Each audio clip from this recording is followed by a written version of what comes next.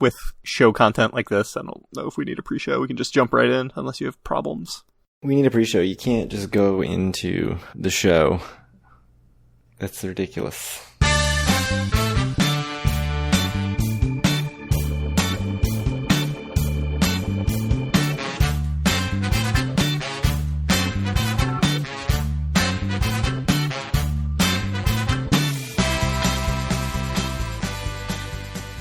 Howdy, it's Monday, June 29th, 2020, and this is episode 128 of Due for a Win, the Atlantic City and Casino Biz podcast. I'm Kyle Eskin, joined, as always, by Craig Stone. What's good, Craig? My head is spinning. Too much happened today in the world of Atlantic City and Casino Biz news.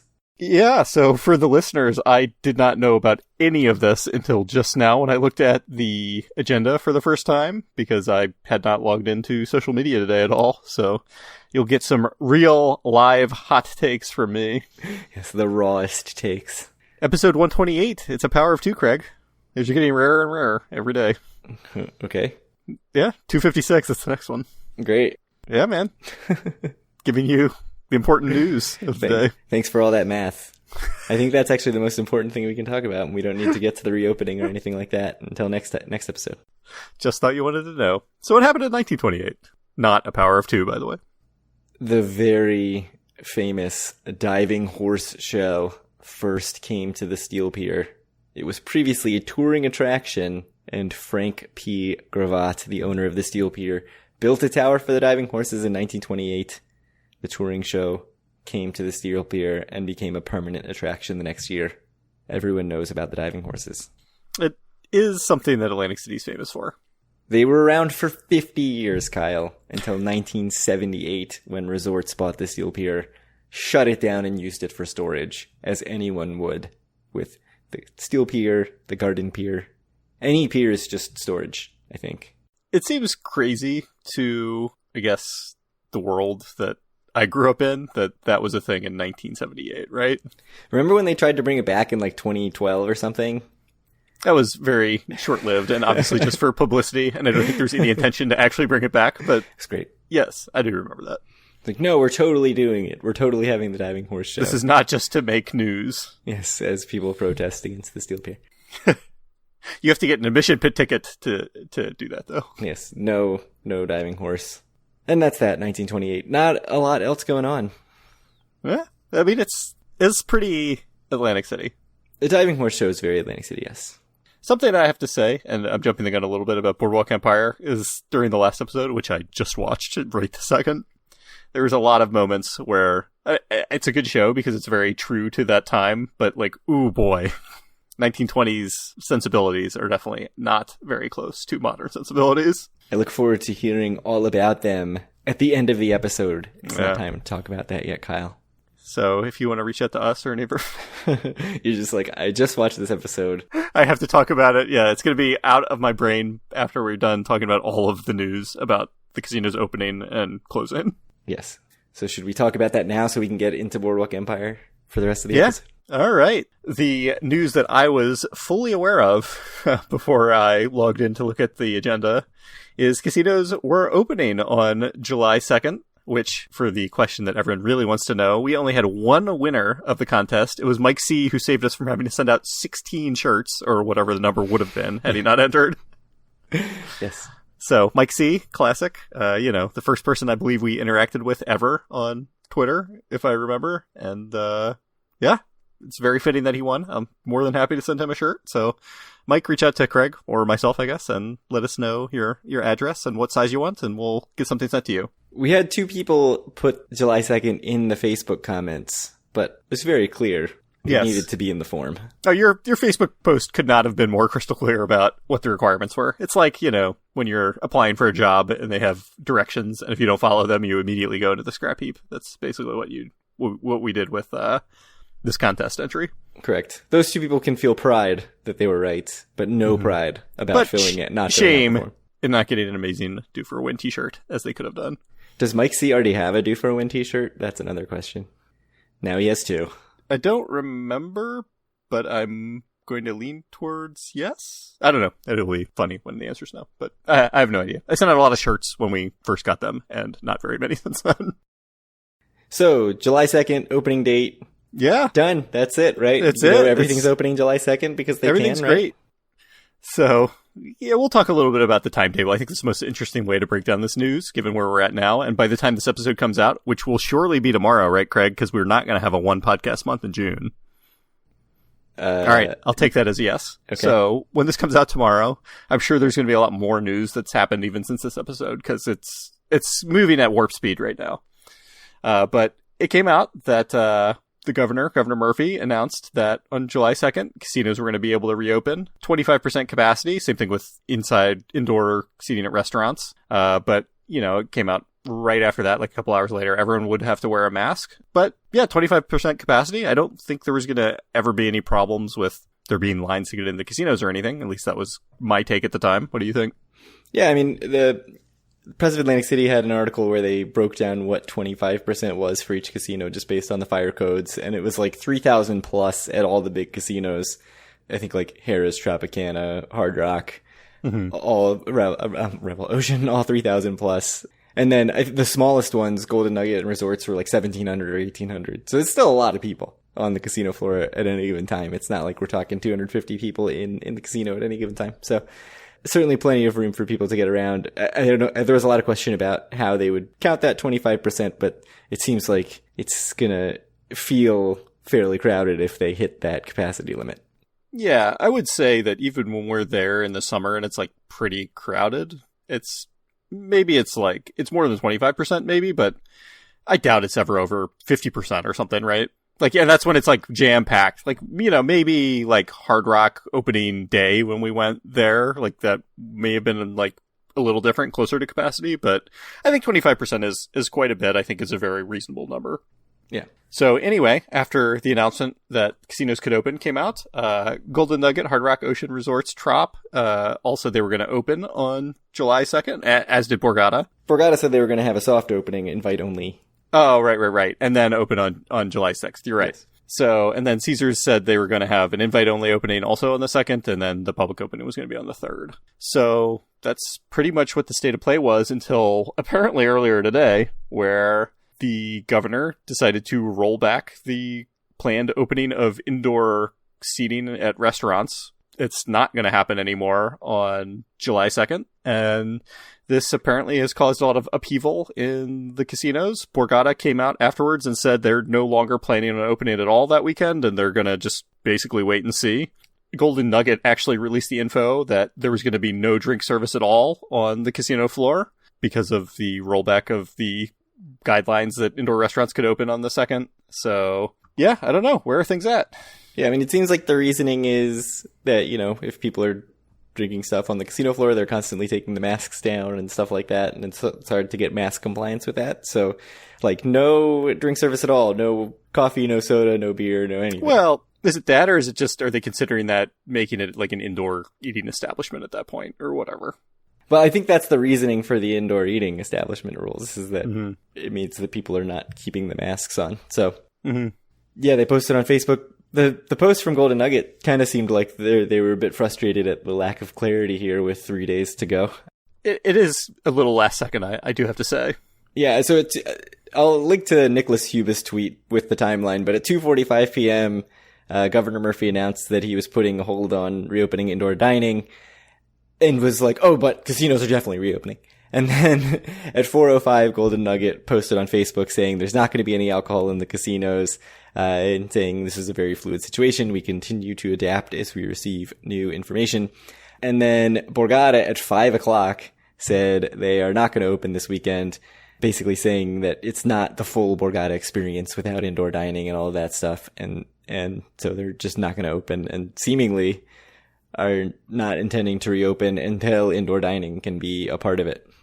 Which, on one hand, I'm a little surprised. I mean, it's pretty easy for the casinos just to be like, even just like, no table games, like, but they're slot machines. You want to go play slot machines, like, play slot machines. That's fine. Yeah. But I don't think it's like a slam dunk that it's a bad business decision to open, so I think it's good on MGM for doing it. I think it's a good thing for them to do and not necessarily beneficial for their bottom line. So the big question is, who else follows their lead? Because, this is only now a few hours old at this point. are other casinos going to think about this and see, for one thing, that there's now the leader in Atlantic City has said that they're not going to open. It kind of takes some of the pressure off them, or gives them an opening to do it, or makes them rethink about it? Or do they say, oh, hey, there's one less competitor in the market. Let's make sure we get the doors open. I would think it's much more likely that casinos are going to just not open, rather than people like licking their chops thinking of like all the business they can take from Borgata. Because again, like I said at the top of this show, like I haven't really had time to digest this, so I'm kind of coming up with my ideas on the fly. But the more I think about it, the more Borgata's decision makes sense. It really is a weird situation to go to a restaurant and go to a casino and not be able to eat and drink, right? Yeah, I mean, presumably you'll be able to do takeout. You'll be able to, right? You'll be able to do like room service, service, right? Or go if there's like an outdoor eating area. That's fine, but yeah. And some examples, Harry's at Bally's has the courtyard seating. I believe that's already open. The Bally's Beach Bar is already open. I'm assuming the Hard Rock Beach Bar will open when they can. Golden Nugget has already opened the deck. Resorts has long since opened Landshark, when they could do outdoor seating. So there are definitely places that the casinos have already started opening things as they could. So I would think that that's a reasonable sign that those casinos are also going to try to open. Like, I would think that resorts, especially the indoor dining thing, and maybe even the drink service on the casino floor, is not like maybe the biggest draw to their clientele. They bring in people who are gamblers and just want to gamble, and they've already got some other amenities open. So I would think that maybe some of the smaller properties like Golden Nugget and Bally's and resorts are all just going to go ahead and open. But I don't know, for the bigger like main resort sort of things like Ocean and Tropicana, the sort of full experience is the big part of what those resorts have to offer. So, are you really going to go to Ocean if you can't eat inside and you can't get a drink? Like, that's a big reason to go to Ocean over any other property. So it'd be interesting to see if any more comes out. And of course, it's going to come out before we edit and post the podcast, because that's the way this works. They also have 60 hours or something to make these decisions. So it's not like there's that much time to be in with. You'll be in bed by like 2 if you edit this tonight. Mm-hmm. Yeah. You're probably going to stay up that late anyway. So. Sounds terrible. The other thing, I'm assuming a lot of people who scrambled to get reservations for the 2nd or for July 4th weekend are now scrambling just as fast to cancel them without all these amenities. Yeah. I mean, if you were assuming that you were going to be able to gamble and drink and all that stuff and eat in a restaurant. The more I think about it, the more maybe opening up is not a super profitable decision. I mean, it's probably profitable for a couple casinos to do it, but not for the vast majority. If you make me make a guess now, I'll say 2 or 3 casinos are going to be open. Maybe more. 3 or 4 will be open this weekend, but not the majority. I mean, it's interesting just because of the timeline. Obviously a lot's happened with a resurgence in places that have opened up indoor dining and stuff, but it's such short notice that I think if there was a little bit more leeway, places could have said, okay, well, this is how we're going to figure out how to do some sort of outdoor dining where we do offer what feels like more of a full casino experience, even if it's really altered from what you would typically expect, where they're, using space in different ways and figuring out how to get people seated at restaurant tables that are outside. But, this amount of notice, like 72 hours notice, there's just no way to really do that and to advertise it in the amount of time that it's necessary or that you're left with. So I think they really put everybody in a tough spot. And so I think at least one other casino is going to just say, we're going to wait this out. And I don't know if they're all going to wait until indoor dining is allowed again, or if they will just wait until they can figure out some alternative, like Borgata does have their like beer garden and stuff, and they could figure out ways to sort of like deliver food to cabanas and stuff. And, I expect that the casinos are going to get innovative pretty fast about how to do this. But for now, I think it probably was quite a bit of a shock to them. And that's like a big part of why that decision was made for Borgata and, basically take a step back and figure it out. Chuck F. jokingly said in the Facebook group, even before today's announcement, that, are we going to have a guess the reclosing date contest? I stepped in and I was like, look, man, once things are open, they're going to stay open. Like, there might be adjustments, there might be rollbacks, like, things aren't going to close again. And then I was thinking about it a little bit. I'm like, maybe if there's like some federal bailout or federal bill passed where if you close, like, they'll give you some certain percentage of your revenue. I'm like, then it's going to be a no-brainer for places to close in the fall. But right after I'm like, I don't guarantee things on the podcast. That's kind of not my thing. But I'm like, nothing's going to close once it's open again. Then, like 12 hours after that, Florida and Texas are like, we went too fast. We're just going to like shut all this stuff down. We already opened. And I was like, I don't think my take is so good anymore. Yeah, it's kind of shocking that they started closing bars. And I didn't expect it, especially from Florida and Texas. But yeah, they opened bars and they're like, oh no, that was a big mistake. We can't do that. So I wasn't expecting that, and I'm kind of pleased on one hand. I do have to say though, just since this is the Atlantic City and Coronavirus podcast, that people are going to have to figure out some way to have some stasis around like the situation and allow people to somehow interact, because they can't keep everything closed until like next spring or whenever there's going to be a vaccine available. Like, I just don't think that's realistic. So not that, Florida and Texas had opened up quite a bit before then, but I just don't see a lot of appetite for people. I think people did a really good job of distancing for the first few months, but at least around me, when I see people seem like they're just about done with it. Yeah.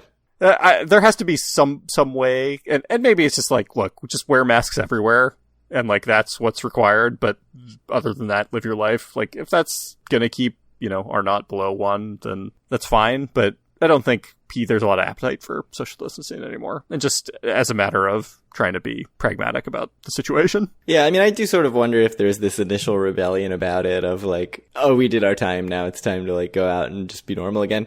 And once that passes, that people are going to be more willing to sort of follow the rules if it means that they can do things like go to the store and go to the casino. Especially like I totally agreed with you that I did not think things would shut down. But now that you're seeing things shut down, I wonder if people are going to say like, oh man, that sucks. I don't want that to happen again. I guess it's better to like go to the beach bar wearing a mask than it is to just go all out. Sit at home. Yeah, and risk closing everything, or like you said, sit at home. So I don't think that's really a possibility, but we'll see. I think people seem about done with it. So what's your scale of 1 to 10? Casinos with no indoor dining and no drink service. What's your desire to be in Atlantic City at a casino? 2? I don't know. I'm interested to see it. And to walk on the boardwalk and see what it's like, and go in a casino and see what it's like. But well, do you know how crowded it is? I know I see a lot of stuff living in Maryland. Like, I know Ocean City, Maryland has been a disaster from the public health perspective, but like, it's been like very rowdy and bustling and like zillions of people and none of them wearing masks and et cetera, et cetera. So I don't know. Have you seen many stories about how Atlantic City's doing? Like, in terms of just people being on the boardwalk? No, I think it's been pretty dead from what I've seen from pictures. Just compared to other beach towns, I mean, I think other beach towns around Atlantic City in New Jersey are getting much more crowded. But Atlantic City, it's a casino town. If the casinos aren't open, they're just not going to draw the same amount of crowd. Like, people who are going to go to the beach are going to go to other beach towns. So it would be interesting to kind of like go and stroll around and check it out. But to actually make the 2-hour drive down there, and my desire to do that's pretty low until there's more amenities there to make it more of a full trip. Yeah, it's just not interesting to me. Even if COVID wasn't a concern, even if, like, let's say I tested positive for COVID antibodies, I don't have any desire to be there. I have a question for you that you would know better than me living there. How's it going in New Jersey right now? Because I know I've read a lot. Like, Maryland, we're doing pretty much fine. I know, like, New York City's doing quite well, I think, frankly, at the moment. So I don't know what the situation in New Jersey is, though. North Jersey's kicking its ass as only New Jersey can. I don't know. The curve, it's way, way, way, way down. Like, it looks like a very true curve, and we're very much at the low end of it in terms of, positive cases, hospitalizations, and everything. So it's at least North Jersey's doing very well, and New Jersey as a state is doing very well, but I think it's that doesn't necessarily reflect the state as a whole. Like, it's really a tale of two areas where, like, South Jersey took way longer to hit South As Jersey. is everything in New Jersey, really. I mean, North Jersey and South Jersey are not really the same in any way. But I don't know, if South Jersey ever really got hit as hard. I mean, it definitely didn't. Like, New York area got slammed as bad as anybody. Right. So, but New Jersey as a whole does seem like it's doing pretty well. So, I mean, that's promising. And like you said, Maryland, like, it seems like most of sort of this mid-Atlantic area is doing pretty well, and that's good.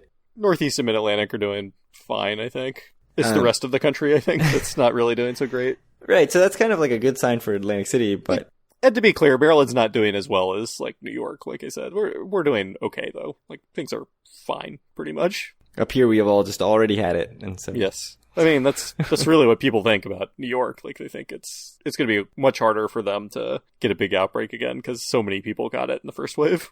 Anyway, moving on to more coronavirus talk, I guess. The air show has been canceled. It was scheduled for August 26th. Usually brings about 500,000 people to Atlantic City, but that's not happening this year. Just canceled. I'm interested to know how they get that 500,000 number.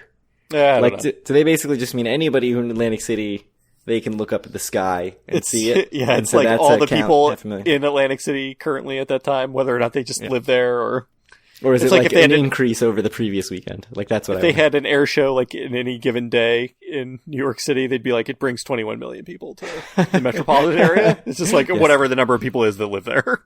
So, yeah, so I don't know. I don't know how they calculate that number, but 500,000 seems like a lot. Yeah. Icon Enterprises has submitted their plan for demolishing Trump Plaza by June 2021, but the city wasn't really happy with that, and course. they want it done sooner. Marty Small, the mayor of Atlantic City, says that's smack dab in the middle of our season. My administration's goal is to get it down by the end of the year or late February in time to clean up for next summer season. So that, June, I think, is an It odd. is. It's a weird time to knock that. I mean, it makes some sense, but are they just deconstructing it and not demolishing it, not imploding it? I think the recent stuff has said implosions, which I don't really understand. Because I thought there was like a bunch of hardware in there that they need for Boardwalk Hall or something. the HVAC. Yeah, I don't quite get it. I don't know if people see demolish and that's just been sort of taken over as imploded, but like the headline on NJ.com says former Trump Plaza casino in Atlantic City to be imploded, but then everything in the actual article says demolished. So I don't know if that's just a headline writer messing up or what the deal is, because everything I've heard is like the day of imploding casinos, that's done. Yeah. It's not actually that efficient. Yeah. I don't know. Especially Carl Icahn, who I think kind of was, at least back when I first started following the scene, one of the things he was famous for is he bought the Fontainebleau and specifically did not do anything except take it out like one piece at a time and sell every single piece as he took it out. Sold all the furniture to the Plaza, downtown Las Vegas. Sold every piece of drywall and nail and everything he could out of that place. Yep. And then that was supposed to be the Drew. And then the Drew was like, nah, actually that's not happening either. Good stuff. Why don't you talk about Iron Room? It's your jam. Yeah, I do. I feel like sometimes this is the Iron Room podcast. Your jam. Yeah, Iron Room, no more. They posted on Facebook, the typical, like, this isn't goodbye, whatever. So basically said, the Iron Room as you know it is no more. We will be announcing Iron Room dinners and experiences from time to time, with a limited number of tickets available for purchase on a first-come, first-served basis. The chef for Rhythm and Spirits is going to be the chef who was the chef at Iron Room. So the thing about that is Iron Room, in its current iteration, was you go to quote-unquote Iron Room, and they just take you into Rhythm and Spirits and sit you down at a table and serve you the Iron Room menu. So in that aspect, it doesn't seem like that much of a change. It actually seems like more of a clarification of what's actually happening.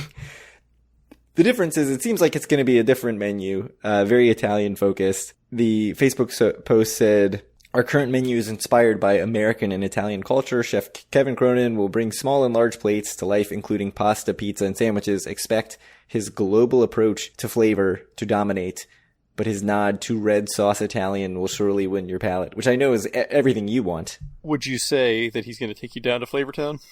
I don't know. Are they renaming Columbus, Ohio Flavortown? Because I don't really want to go to Columbus, Ohio. It's fairly nice. I've been. Yeah. Oh, interesting. Yeah. So Me and my wife and my son, who was like 8 months old or something. Interesting. Columbus, Ohio. Who knew? Columbus, Ohio. So I mean, it seems like it's going to be more sort of like bar food with some Italian entrees rather than the sort of really adventurous Iron Room fare. But I'm not like mourning the loss of Iron Room because if it's the same chef in the same space, it really feels more like just a menu change and some clarification on the naming than anything else.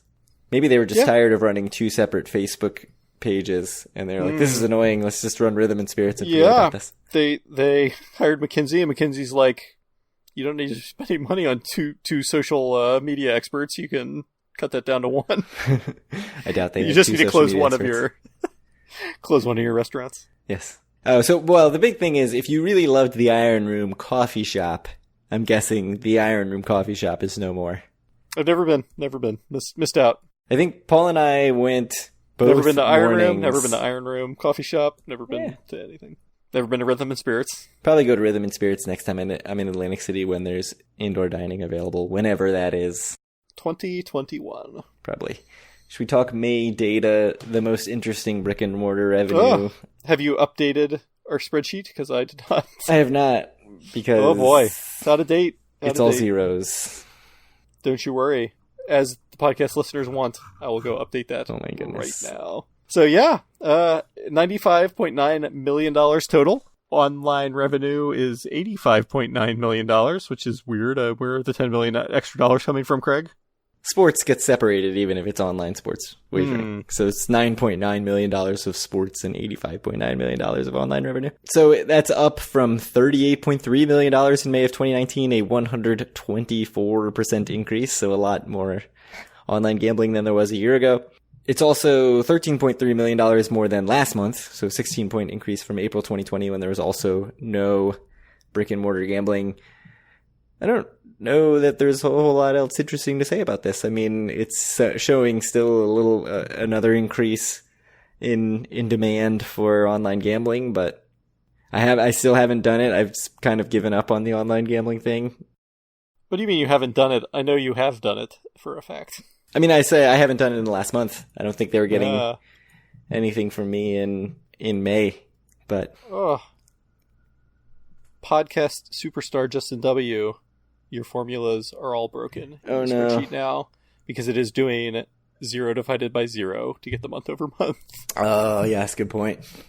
And as a math major, I will tell you that is not a number that comes back from that. Something surely that everyone could have anticipated when building the spreadsheet. Well, I was promised that the spreadsheet would be improved by this when the order was horribly messed up and I couldn't even read it for months.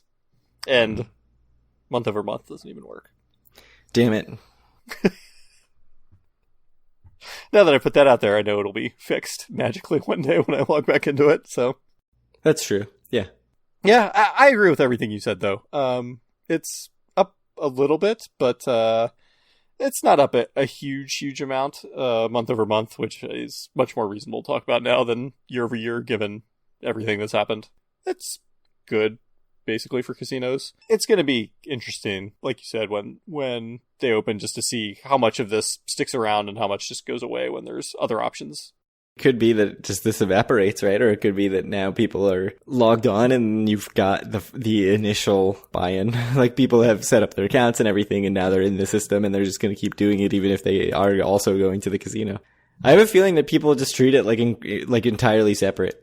Like I have online gambling, I have in-person gambling, and like I'm gonna do both of them as much as I'm gonna do them, and they don't play off of each other. Like doing one more does not reduce the amount that I'm doing the other one. But I don't know. That's my guess. I think it depends on who you are. I mean, I think some people just really like to gamble and they have a budget for it, and is what it is. Yeah, I don't know. I think it's a little bit both ways. I don't totally agree with you. I think more people than you might believe just are like, I have this much money to waste every month and it's going towards gambling because they have like a little bit of a problem. So yeah. Interesting. Or they have this much money to waste and then it's like that times 2 because they have a lot of a problem, or I don't know if you know this about money, but you can't save it. So if you have something in your budget, you can't carry it over from month to month. If you have it in your gambling budget, it has to get used. It's like my vacation at work. It's use it or lose it, so. Oh, I mean, I work in state government, so everything is under different budget line items, and if you don't use it for that specific thing, it's just lost. It's like as though you never even had the money. Like June 30th hits, and it's like, oh, we didn't spend this tech budget. Gone. You might as well never even had the money. That's how I treat gambling budget. You have to use it. You just reminded me I need to buy some stuff from Dell tonight or to borrow because I have money on a credit card that I get free Dell credits. By June 30th? Yeah, by June 30th. Amazing. Do you need anything from Dell, Craig? I will No, I don't. buy you a nice mouse or something if you need something. That's what I need. I need a really nice mouse, Kyle. I don't know. Whatever your tastes are, Craig, let me know. You can send it anonymously. Sounds good. I don't judge. Anything else we want to talk about before I close things up? What a crazy day. I can't believe that I was not on Facebook or Twitter all day. Missed all of the excitement. Yeah, I mean, just like the Nicholas Huba, Press of Atlantic City reporter Nicholas Huba, posts in our Facebook group, just like one after the other, these dominoes falling was quite insane. Big credit to everybody in our Facebook group for not turning it into a big fight over bullshit that I didn't want to deal with. Because I kept clicking on it, worrying that like I'm going to have to delete 20 posts right now, aren't I? And it just never happened, so that was very nice. I appreciate that a lot. Now I'm going to go on after we finish recording the episode, and there's just going to be a bunch of like, off-color comments and memes that have to be deleted immediately, but, I would never say that my attention gets divided, but I've been liking some of your posts on Twitter now that I've logged in for the first time today. My posts? Your, Due for a Wins posts, which are from you. I don't even remember what I posted today. Anyway, if you want to reach out to us or any of our other listeners, you can do so at our Facebook group at facebook.com/group/DoForAWin. Find all of our wonderful content at doforawin.com or buy a shirt. Unless you're Mike C, you've got one coming. Find our podcast on iTunes, Stitcher, Google Play, TuneIn Radio, Spotify, but not YouTube. Reach out to Twitter to Craig at DoForAWin or me at Kyle Askin, and send Craig some questions to doforwin@gmail.com. Craig, when's the last time you checked your email? It's been a little while. I keep forgetting. I get it to my phone, though. No, I get it to my phone, so I get it. But we have two questions. Terrible. We have two questions that were actually in before the mailbag that we didn't answer in the mailbag, and I also neglected to mention them. If I were a person that wanted to do any work on this podcast, I would be furious with you for not handling that. But I know, yes. So we do have two questions that are still just sitting there unread that we need to get to. Well, we'll get to them next week. I think next week maybe it'll be a quieter week, or maybe it'll be a huge conflagration. And by next week, I mean in like 4 weeks when we record again. I have to point out something, though. You said that we owe Mike C a shirt. We don't owe Mike C anything yet. No casinos have opened. You're not wrong. You're not wrong. So it's entirely possible. It's going to get delayed till the 3rd, and then like 8 people are going to win. Oh, jeez. No. That, of all the nonsensical decisions that could happen, delaying it one day 24 hours would be the worst decision possible. Yeah. It's just like, I don't care about anyone's health, but also I hate all of the companies that are also trying to make business or big money. So yeah, I don't know. Everybody loses. That seems like a very Atlantic City thing to happen. Yeah, maybe. You're not wrong. So, speaking of Atlantic City things to happen, Boardwalk Empire, episode 9. The plot. Go for it. I took no notes, but I can give you a plot rundown. Jimmy is back in town. He made it back on the train, visited Nucky, got his first job, met up with his wife, who was resisting the advances of the photographer and his wife. Felt not of the wife, only of the photographer. Yes. Oh, yeah, right? Yeah. And then was also resisting Jimmy's advances. Yeah. It's 1920, man. I have comments, but I'll keep them to myself. All right. It's a different time. It's a different time. That's all I have to say. Keep telling yourself that throughout the whole episode. It came into my mind a lot where it's like, it was a different time, man. Anyway, Jimmy, who was apparently in close cahoots with his mom. Oh, yeah. What a boss. Snagged, what's his name? Lucky Luciano, yeah. Yeah, and was going to take him out to a field somewhere to do some business, but got arrested en route by Van Alden. Always a character, that guy. Just, by the way, I like I said, I don't have any notes, but great Van Alden episode. He's spectacular as always. He's the one that really makes the show, I think. I feel so uncomfortable anytime he's on the screen. Oh, he's so good. Such a good character.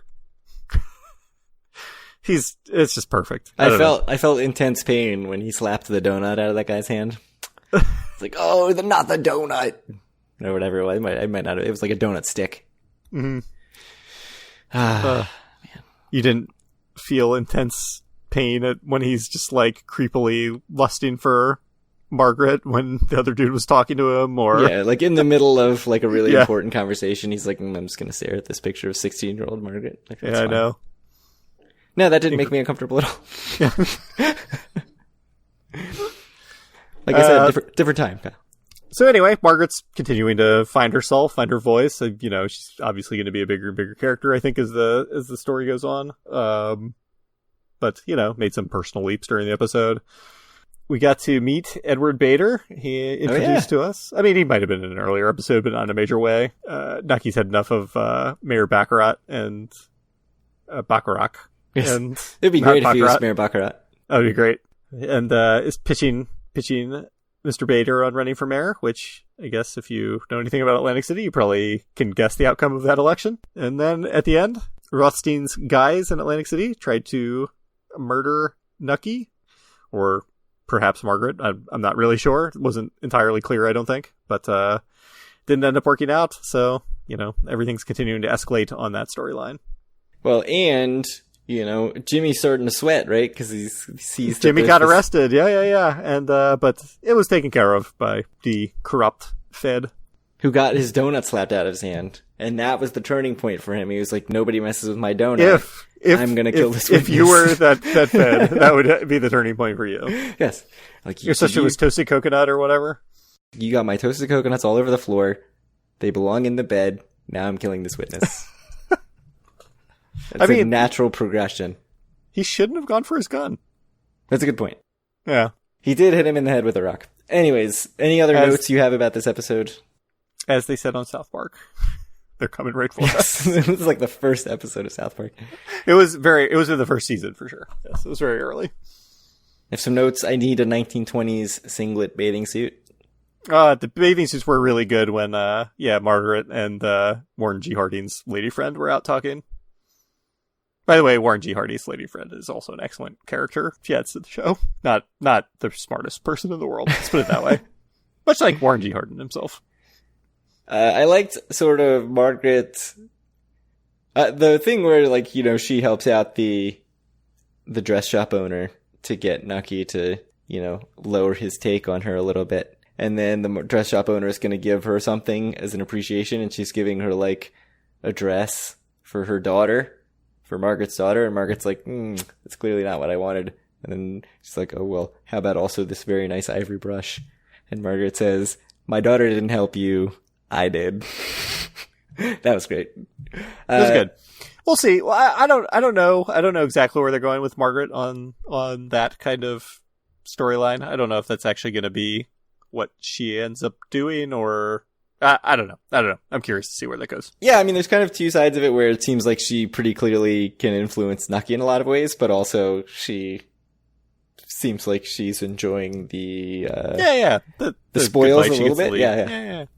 So, and also, who is Jimmy's dad? At one point, they're like, he mentions, like, do I need to call my dad? And they're like, oh, what? You can't be that desperate. And that's got to be some hint for the future, right? Like, Jimmy's dad must be some crazy...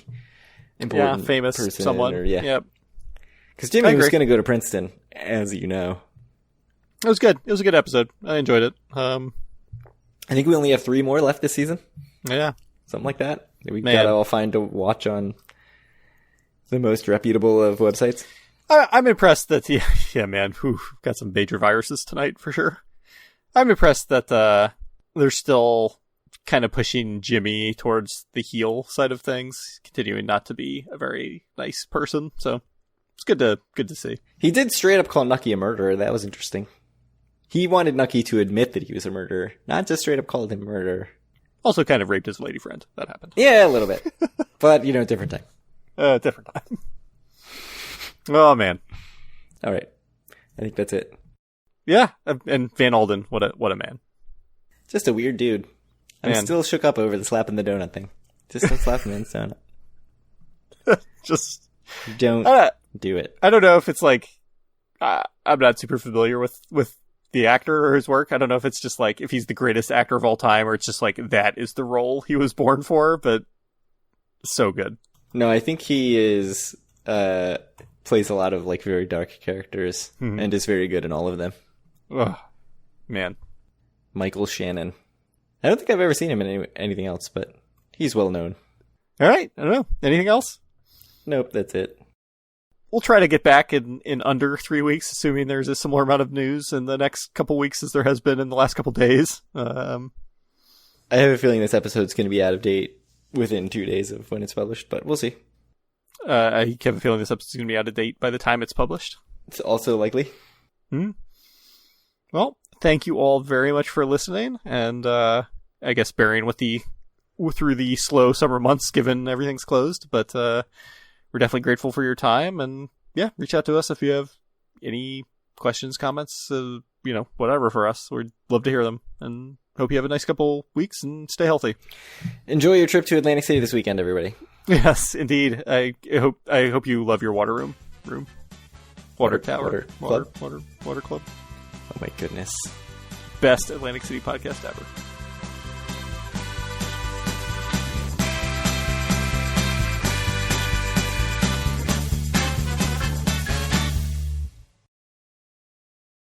It was like 10 times. It's just like, man, what a different time. Yeah. It's a good show. It is a very good show. Produced by Mark Wahlberg. Indeed. Partner with Bruce Dyfick in the running of the Ocean Casino Resort. Sorry, the Ocean Resort Casino, before it was the Ocean Casino Resort.